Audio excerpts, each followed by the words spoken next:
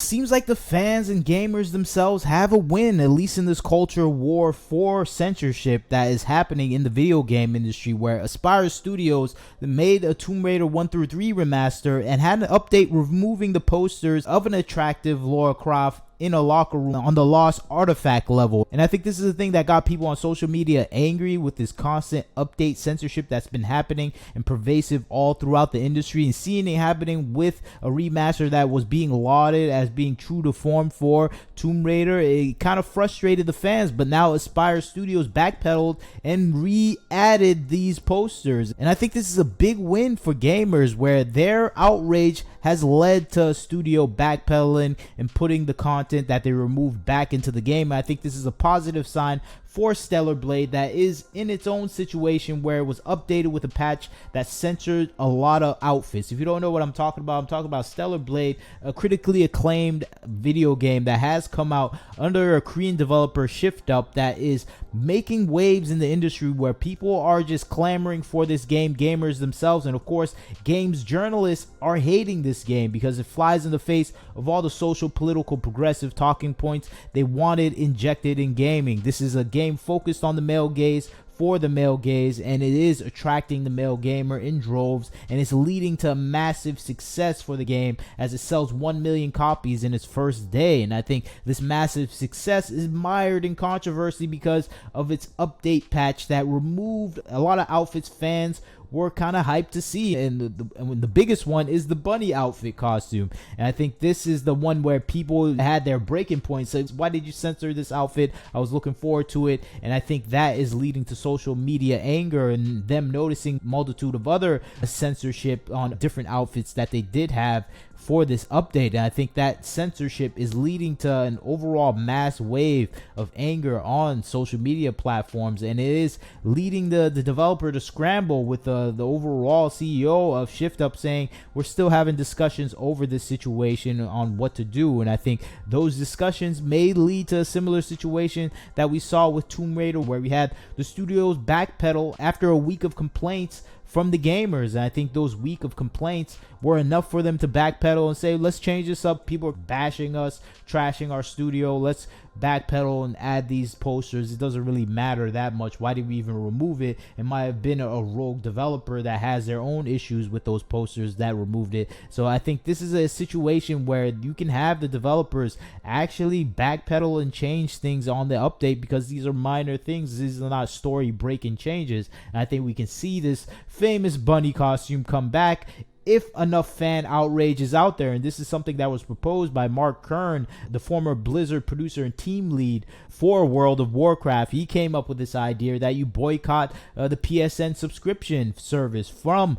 PlayStation. You don't boycott Stellar Blade, support Stellar Blade, but you boycott Sony themselves and any subscription you have to the Sony platform. And I think this may lead Sony and pressure them to force the changes that the fans actually want, and updating the game and bringing it back to its original form. And I think that's the central thing fans want to see. They want to see the thing they had hype for actually be there. And I think that is a situation with Tomb Raider 3, where the remaster undoes this change of censorship that they had. Maybe it was rogue, maybe it was studio led, but either way they realized this is not what the fans want. They want the original Tomb Raider. Let's not do what we plan to do. We may be even changing what we will establish as a Tomb Raider franchise in the future, because this may be what the fans want. And I think that is the success story of having them go and backpedal with this censorship piece that they did have with Tomb Raider 1 through 3 remaster. And to see what Aspyr put out there, they try to make it sound like a mistake. Either way, I think it is a good sign where they're showing that,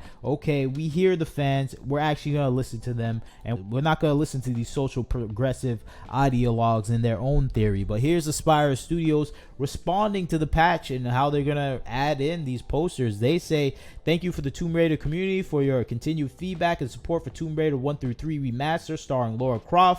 In the recently released patch, we made several texture and graphical updates to the HD version. As part of these updates, the posters in Sleeping with the Fishes, the Lost Artifact, were inadvertently removed in the HD version of the game. This has been resolved. These textures will be restored in patch 3. And then there's them passing it off as a mistake. And I think this is something we may see with Stellar Blade when it comes out with another patch. If we drive up enough fan complaints and pressure Sony with unsubscribing from PSN, I think this is a possibility where if Sony will put pressure on Shift Up, and Shift Up, this is what Shift Up always wanted anyways. They release game disc of these copies of the uncensored version to the people that purchased the physical copy. So this is what they wanted. This is what they had planned. They didn't really want to change it. This is Sony's perceived change that they implemented into this game. And I think that is a thing where you have to put pressure on. You have to put pressure on Sony, because you just look at Sony's portfolio, the things they do with characters. You just see The Last of Us.